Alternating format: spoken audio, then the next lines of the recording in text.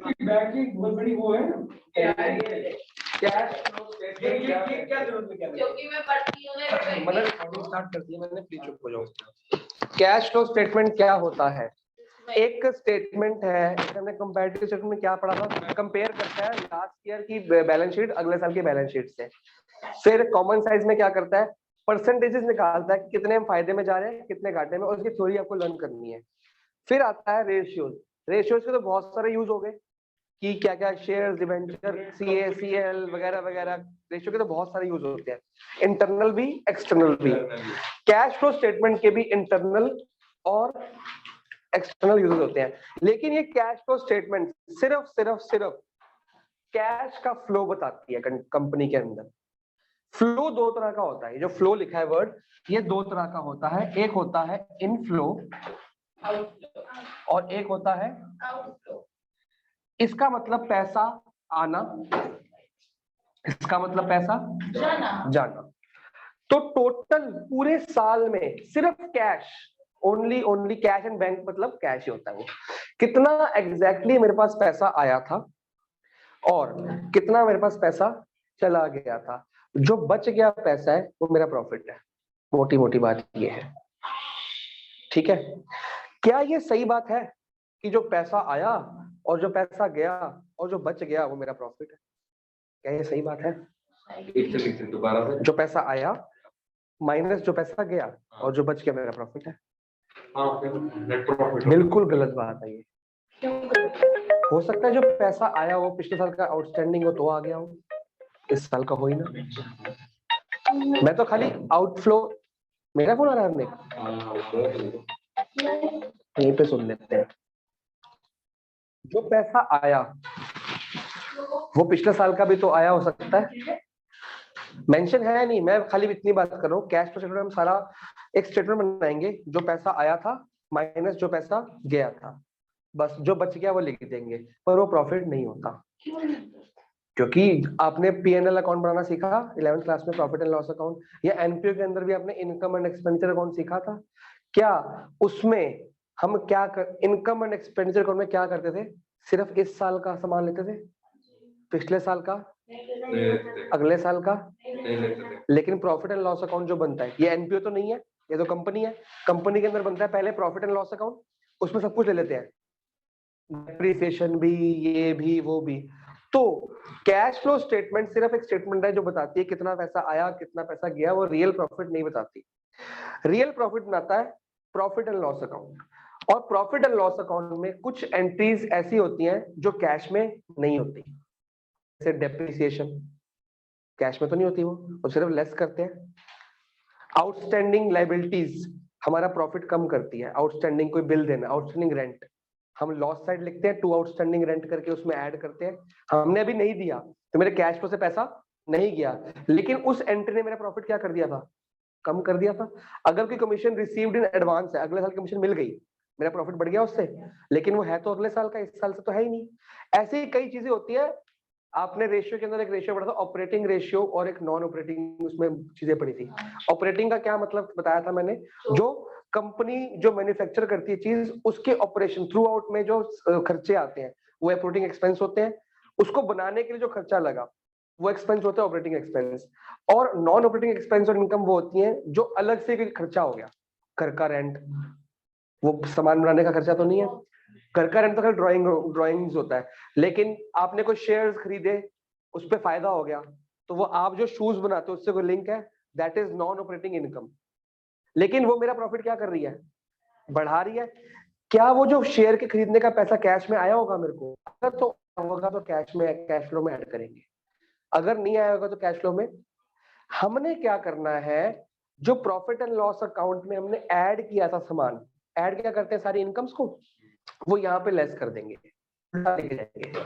जो net profit हमको question में दिया होगा। हम प्रॉफिट एंड लॉस अकाउंट में क्या करते थे, एक ग्रॉस प्रॉफिट लेते थे 11th क्लास में, उस पर सारे खर्चे माइनस और सारे इनकम्स ऐड, और लास्ट में निकालते थे नेट प्रॉफिट। वो नेट प्रॉफिट में हम इंटरेस्ट जोड़ते थे, माइनस करते थे, फिर टैक्स लेस करके नेट प्रॉफिट आफ्टर टैक्स बनाते थे। हमें वो net profit after tax given होगा, ठीक है। वहां से हमने क्वेश्चन के स्टार्टिंग तक जाना है कि कैश, एग्जैक्ट कैश क्या था। जो आइटम्स नॉन कैश की होंगी उनको क्या कर देंगे, हटा देंगे, माइनस कर देंगे। नॉन कैश के क्या कर देंगे, हटा देंगे। जो पैसा आउटफ्लो होगा मतलब गया, उसको भी हटा देंगे। सिर्फ जो पैसा आया माइनस जो पैसा गया, माइनस नॉन कैश वाली चीजों को हटा के एग्जैक्टली पूरा साल कितना कैश आया। अगर वो पॉजिटिव आंसर आता है तो कैश फ्लो इनफ्लो था, अगर नेगेटिव आता है तो मतलब पैसा कम आया गया ज्यादा। सिर्फ कैश वाली आइटम को छटाई, सॉर्टिंग करना। पूरे साल क्या क्या ट्रांजेक्शन, कोई उधार कब गया, उधार आया, पिछले साल का दिया, कितना सारा झोलझाल हो गया, उस झोलझाल की सॉर्टिंग करनी है और सिर्फ कैश की आइटमों को उठाना है वहां से, उसकी स्टेटमेंट बनानी है। अब उसका कोई तरीका नहीं है कि आपको पूरा एक प्लेट में सामान दे दिया, उठा उठा के साइड पे रख लिया क्वेश्चन में से, ऐसे नहीं है। आपको एक कैश फ्लो स्टेटमेंट दी जाएगी, उसका एक फॉर्मेट दिया जाएगा जो आपको लर्न तो होगा नहीं, क्योंकि बहुत 1.5 पेज का फॉर्मेट ही है, वो लर्न नहीं होगा। मैं कोशिश करूंगा जितना आसान कर दूं। 57 के आसपास क्वेश्चंस हैं इस चैप्टर में, जिसमें से 30 के बाद से मेन क्वेश्चन स्टार्ट होंगे जो बड़े बड़े होंगे। उससे पहले सिर्फ एडजस्टमेंट होंगी, छोटी छोटी एडजस्टमेंट होंगी। तो वो फॉर्मेट कर करके आपको याद हो जाएगा, और बड़े वाला फॉर्मेट को बार बार देखते रहेंगे तो इसका स्क्रीनशॉट छप जाएगा। जो बच्चा उस फॉर्मेट को इग्नोर करेगा उसका क्वेश्चन सॉल्व नहीं होगा। ज्यादातर टीचर्स और ट्यूटर्स क्या बोलते हैं कि वो फॉर्मेट रट लो, वो रटा जाता नहीं। देखना चाहते हो आप इसी चैप्टर का 5th चैप्टर आपकी बुक में पेज नंबर 55 होना चाहिए, जो मेरे को याद है मेरी बुक का। आपकी मेरे बुक 54 है, आपकी बुक का क्या हो सकता है देख लो, 54 के आसपास ही होगा। 1.5 पेज का फॉर्मेट है, 55 निकाल लो। हाँ ये रहा 57 पे है, न्यू बुक में 55 है, 54 है। आपका फॉर्मेट शुरू हो गया और अभी ये कंप्लीट नहीं है बेटा, कंप्लीट नेक्स्ट पेज पे हो रहा है। ये 1.5 पेज का फॉर्मेट दिख रहा है, तूने गलत निकाला हुआ है। 54 निकाल तू, 5.54 ये 1.5 पेज का फॉर्मेट है। तो क्या आपके हालात है, इसको याद करो। मैं आपको इसकी शॉर्टकट दे दूंगा, 6 शॉर्टकट। कितने? 6। अगर वो 6 शॉर्टकट याद कर लिए और कैश फ्लो की प्रैक्टिस फिर चलती रहेगी, कभी खत्म नहीं होगी बोर्ड तक। एक क्वेश्चन एक दिन छोड़ के, एक क्वेश्चन एक दिन, मतलब हफ्ते में कितने क्वेश्चन? 3 क्वेश्चन हफ्ते में। जो बच्चा उसमें आलस कर गया वो गया। 8 से 10 मार्क्स का ये क्वेश्चन आना ही आना है। 10 मार्क्स का बेटा, इतना बड़ा क्वेश्चन 10 मार्क्स तो देगा ना आपको। फुल फ्लैश आता है, फुल फ्लैश आता है, छोटे क्वेश्चन नहीं आते। 40 मार्क्स का तो पेपर है हमारा, 10 मार्क्स का उसमें कैश फ्लो है। ये क्वेश्चन तो ये पक्का हो गया हमारा, ये तो आता ही आता है। ये है कभी 8 में, कभी 12 में, कभी 10 में, ऐसे आता है। 12 भी आता है। अगर क्वेश्चन टफ होगा तो एडजस्टमेंट इजी होती है, अगर एडजस्टमेंट टफ होंगे तो क्वेश्चन के जो नंबर्स होंगे वो इजी होंगे। बेटा यहाँ ये जो है ना, ये जो क्रॉस क्रॉस ये सब नंबर्स ही तो है, बिना नंबर के काउंटिंग कैसी होगी? क्लियर है? आगे बढ़े। ये तो हुआ कैश फ्लो का मतलब, ठीक है। अब आते हैं मेन, हमने आज जो सीखना है कैश फ्लो तो हम बहुत दिन बाद बनाएंगे, कम से कम 10 दिन बाद बनाएंगे कैश फ्लो, तो मेन कैश फ्लो। उससे पहले तो एडजस्टमेंट सिखाएंगे आपको। मैं जो इस चैप्टर को डिवाइड करूंगा वो 6 हिस्सों में डिवाइड करूंगा।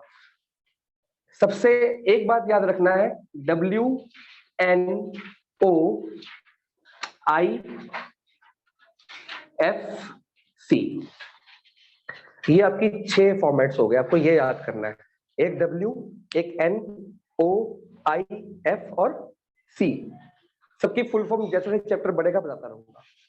2 से 3 क्लास के बाद मैं इसको स्टार्ट करूंगा W से।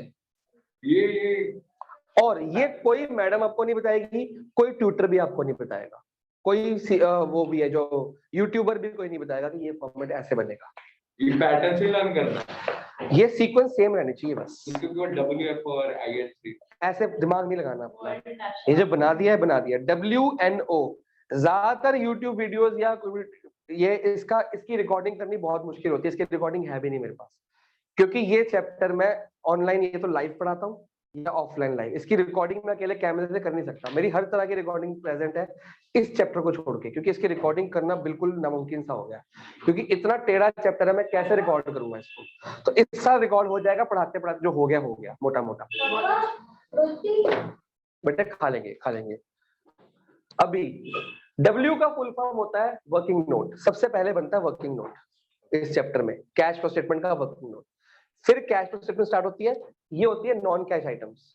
अगर नॉन कैश आइटम्स वो एंट्री पहले निकाल देते हैं हम, इसको बोलते हैं मेन जो चैप्टर है वो ये है, मेन ये समझने वाला काम। वर्किंग नोट का तो एक फॉर्मेट है छोटा सा, वो सिखा दूंगा, हो जाएगा। नॉन कैश आइटम को पता लग जाएगा, डेप्रिसिएशन होती है, गुडविल नॉन कैश में जो होती है, या प्रोविजन नॉन कैश होती है। पता ना नॉन कैश आइटम में कैश जाता नहीं आता नहीं पता तेरे को। गुडविल में क्या पैसा आता है, पेटेंट में पैसा आता है, रेपुटेशन में पैसा आता है, फिर या प्रोविजन में हम पैसा डालते हैं गुल्लक में, नहीं खाली कहते हैं, डालते नहीं, प्रोवाइड करते हैं। रिजर्व भी नॉन कैश आइटम होती है, वो सिखा दूंगा, मैं सब लिखवा दूंगा, सब कुछ फॉर्मेट यहाँ पे दिया हुआ है। बेटा चुप हो जा 2 मिनट के लिए। Working note, non cash items, operating items, investing items, financing items, cash items. ठीक है। मेन जो आपको आज की क्लास में सिखाया जाएगा, operating items, investing item, financing item, जो आपको बहुत इजी लगेगी। आपने जितनी अकाउंट्स पढ़ी है ना 12th क्लास में, सबका रिलेशन और रेशियो का खास करके रिलेशन इससे है, ऑपरेटिंग, इन्वेस्टिंग और फाइनेंसिंग से। ठीक है। उससे भी पहले आने से पहले हमने इनफ्लो और आउटफ्लो सीखना है।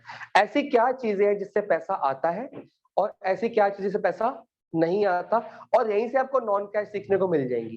भाई कैश वाली आइटम कैश में होती है, नॉन कैश नॉन कैश में। जसकीरत क्या डाउट है अभी तक?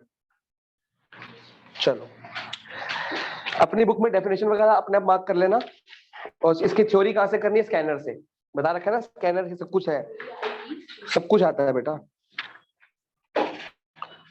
सबसे पहला बुक कह रहा है ऑपरेटिंग एक्टिविटी सिखा दो बच्चों को, टीएस गरेवाल। तो पहली हेडिंग है हमारी, ओ निकालने लगा मैं, ठीक है। पहले मैं ये तीनों सिखा दूंगा, ये तीनों आ गए, चैप्टर हो गया। ऑपरेटिंग एक्टिविटीज, इसका मैं आपको एक फोटोकॉपी दूंगा लास्ट ईयर के बच्चों की। वो मैंने उसने सोहालिया को, हरदिल को किसी को कहा था कि ना पूरे सारी एडजस्टमेंट्स का फोटोकॉपी पेज मेरे को निकाल के देना, तो आपको भी दे दूंगा मैं घर पे, क्योंकि एडजस्टमेंट भूल जाओगे तो उसमें लाइन वाइज सारी लिखी है कि एडजस्टमेंट क्या करते हैं, इसमें क्या करते हैं, इसमें क्या करते हैं, सब लिखती है। गिनती की 15-20 एडजस्टमेंट है, वो सारी आपको पता लग जाएंगे, उसमें क्लियर हो जाएगा सारा, समझा मैं दूंगा। ऑपरेटिंग एक्टिविटीज, इसमें सिर्फ और सिर्फ क्या आता है? करंट एसेट्स और करंट लायबिलिटीज। अब ये तो किसी को दिक्कत नहीं कि करंट एसेट और फिक्स एसेट में दिक्कत आती है, किसी को प्रॉब्लम तो नहीं है। करंट एसेट्स पढ़ लो एक बार। Operating activities are the principal revenue producing activities of enterprise and other activities that are non investing and non financing. जो नॉन इन्वेस्टिंग और नॉन फाइनेंसिंग होगी, देखो ये इन्वेस्टिंग है, फाइनेंसिंग है, जो नॉन इन्वेस्टिंग और नॉन फाइनेंसिंग होगी करंट होगी। तो करंट एसेट्स और करंट लायबिलिटीज को हम क्या बोलते हैं? Operating activities. अब करंट एसेट्स बिकने से पैसा आता है कि करंट एसेट खरीदने से पैसा आता है? यहां पे मैं लिखने वाला हूं इनफ्लोज और यहां पे लिखने वाला हूं आउटफ्लोज। बताओ, करंट एसेट्स बिकने से पैसा आएगा जसकीरत की खरीदने से पैसा आएगा? इनफ्लो है। तो करंट एसेट को बेचना, तो क्या लिख दूं? Decrease in current assets, inflow हो गया। और यहां पे क्या आ गया? इंक्रीज इन करंट एसेट्स, पैसा चला गया। तो पूरा साल जो एसेट्स आपके कम हुए वो क्या होंगे? इनफ्लो। जो एसेट्स बढ़ गए वो क्या होंगे? आउटफ्लो। सिंपल सी बात है। वो कम होना और बढ़ना पता कैसे पता लगता है? आपने कंपैरेटिव स्टेटमेंट सीखी, उसमें प्रीवियस ईयर और करंट ईयर दिया था। ये सारे क्वेश्चन में प्रीवियस ईयर करंट ईयर दिया होगा, हर क्वेश्चन में। कोई भी क्वेश्चन आप उठा के देख लो, हर क्वेश्चन में प्रीवियस ईयर करंट ईयर दिया होगा। तो उसमें एब्सोल्यूट चेंज दिखाया था आपने, तो उससे पता लग जाएगा कम हो रहा है कि बढ़ रहा है। अगर तो कम हो रहा है, अब हमको वो डिफरेंस चाहिए। अगर कम हो रहा है करंट एसेट यानी डेटर कम हो रहा है, कैश कम हो गया, बैंक कम हो गया, और करंट एसेट कौन से होते हैं? Trade payable, bill receivable, trade receivable वगैरह वगैरह। अगर करंट एसेट कम हो रहा है तो इनफ्लो, करंट एसेट बढ़ रहा है तो, बात पकड़ में आ गई। करंट लायबिलिटी अगर बढ़ रही है तो पैसा आ रहा है। बजट चैप्टर पढ़ा था, लोन ले लिया तो पैसा, तो short term borrowing, short term provision और क्रेडिटर, अगर क्रेडिटर बढ़ रहे हैं तो मतलब पैसा आ रहा है हमारे पास, क्योंकि क्रेडिटर बढ़ने का मतलब है हमने कोई गुड्स उनसे खरीदे हैं, परचेज किया है, तो गुड्स खरीदे हैं तो कुछ आ रहा है कंपनी में, इनफ्लो होता है। Increase in current liability but decrease in, clear हुआ कि नहीं हुआ? तो इनफ्लो क्या हुआ? करंट एसेट कम हो रहे हैं और वो बढ़ रहे हैं, ठीक है। एक लाइन में हमेशा बार बार बोलता हूं, करंट एसेट्स बढ़ रहे हैं तो घटा दो, कम हो रहे हैं तो बढ़ा दो, बढ़ रहे हैं तो घटा दो, माइनस करते हैं ना इसको, याद करने का तरीका, क्योंकि ये तो अभी सीख रहे हो, जब कैश फ्लो बनाओगे ना तब इनफ्लो आउटफ्लो नहीं आपसे पूछेगा कि इनफ्लो क्या आउटफ्लो, कोई नहीं पूछेगा, ये थ्योरी में आता है। वहां सीधा आपको प्लस या माइनस करना है, तो इनफ्लो को प्लस करते हैं, आउटफ्लो को माइनस करते हैं, तो वहां पे हमने रटवाया हुआ है, लायबिलिटी सेम रहती है, लायबिलिटी बढ़ रही है तो बढ़ा दो, घट रही है तो लिखो, लायबिलिटी बढ़ रही है तो बढ़ा दो, घट रही है तो घटा दो, और ये तीनों में चलता है, इन तीनों में चलता है, ये रूल सेम है तीनों में, लायबिलिटी बढ़ रही है तो बढ़ा दो, घट रही है तो घटा दो, एसेट में उल्टा, याद रहेगा। हर बार रिपीट करूंगा, लायबिलिटी सेम चलती है, बढ़ रही है तो ऐड कर दो, घट रही है तो लेस कर दो, लेकिन एसेट अगर बढ़ रहा है तो घटा दो, घट रहा है तो बढ़ा दो। ये हो गई ऑपरेटिंग एक्टिविटीज। अगला है जी इन्वेस्टिंग एक्टिविटीज। आज कोई क्वेश्चन नहीं करना बेटा, सिर्फ आज थ्योरी चलेगी, लेकिन आपको रिक्वेस्ट है कि अगली बार ये पढ़ के आना ताकि आगे की बात समझ आए। समझ आ गया ना? बहुत स्लो चलेगा चैप्टर, बहुत स्लो, जब तक आपको डाउट्स रहेंगे, जब तक एडजस्टमेंट होती अपने आप हो जाएगा क्वेश्चन में, एडजस्टमेंट सारी सिखा दूंगा एक बार, उसके क्वेश्चन होने हो जाएंगे। छुट्टी जो मारेगा उसको अगला टॉपिक समझ नहीं आएगा क्योंकि कंफ्यूजिंग हो जाएगा सारा कुछ। इन्वेस्टिंग एक्टिविटीज कहता है आपकी fixed assets, only fixed assets, एक मिनट रुक जाओ कंफर्म करने दो, long term assets and other investment, only fixed assets या लॉन्ग टर्म एसेट्स, यहाँ पे लायबिलिटी की बात नहीं हो रही, सिर्फ फिक्स्ड एसेट्स की बात करता है। किसकी? Only fixed asset, plant and machinery, land and building, ठीक है, ये सारे तरह के फिक्स्ड एसेट्स को हम क्या बोलेंगे? Investing activities. अब क्या लोन फिक्स्ड एसेट होता है? होता है। लोन एडवांस्ड, किसी को दिया है तो, लॉन्ग टर्म लोन एडवांस, अगर एडवांस्ड वर्ड लिखा है तो फिक्स्ड एसेट है, लिया है लोन तो वो लायबिलिटी है। करंट एसेट देखो बैलेंस शीट पूरी खत्म हो जाएगी इन तीनों के अंदर ही। हमने क्या कर रहा है, यहाँ पे मैं पढ़ा रहा हूँ ना, आवाज बंद कर बिल्कुल। फिक्स्ड एसेट, अब छोटी सी बात बताओ, इनफ्लो क्या होगा इसके अंदर? वही रूल है, एसेट घट रहा है तो बढ़ा दो, और एसेट बढ़ रहा है तो घटा दो, रूल तो सेम है ना भाई, एसेट बढ़ेगा तो पैसा जाएगा, एसेट घटेगा तो पैसा आएगा, बेचा हमने पैसा, ठीक है ना। अब इसमें जो वर्ड यूज करते हैं हम, decrease, increase, increase, decrease use करते हैं, इसमें डिक्रीज और वर्ड इंक्रीज यूज नहीं करते, क्योंकि डिक्रीज का मतलब एसेट आया कि गया? गया, गया, गया, डिक्रीज मतलब पैसा, एसेट गया लेकिन पैसा आया, गया मतलब यहाँ पे हम यूज करते हैं वर्ड सेल ऑफ जो भी फिक्स एसेट होता है, और यहाँ पे हम वर्ड यूज करते हैं परचेज ऑफ जो भी फिक्स एसेट दिया हुआ है, any type of fix asset. अभी बात समझ आ गई? एसेट घट रहा है तो बढ़ा दिया, बढ़ रहा है तो घटा दिया, ये बढ़ रहा है ना, ये ऐड होगा, ये माइनस होगा, क्लियर हो गया? आगे बढ़े, इन्वेस्टिंग खत्म, फाइनेंसिंग एक्टिविटी, बड़े प्यार से हो जाएगा चैप्टर, घबराना बिल्कुल नहीं है। क्या? नहीं बेटा, इस चैप्टर में फॉर्मूले कम है, इसमें आइडेंटिफाई करना है, सामान थाली में उठा कर रखना है। आपको क्वेश्चन में सब कुछ कंबाइन दिया होगा, आपको ऑपरेटिंग अलग करनी है, ऑपरेटिंग में डालनी है, फाइनेंसिंग अलग करनी है, फाइनेंसिंग में डालनी है, आइडेंटिफाई करना होना चाहिए ना, सॉर्टिंग करनी है ना हमने सामान की, जो चीज नॉन कैश में आएगी वो यहाँ पे नहीं आएगी, बस एडजस्टमेंट दो जगह आती है, वो तो पहले बता रखा है, वो मुझे दो जगह आती है। फाइनेंसिंग एक्टिविटी, बैलेंस शीट में क्या बच गया? बताओ बताओ बताओ बताओ। Yes, equity shares. Oh Shark tank.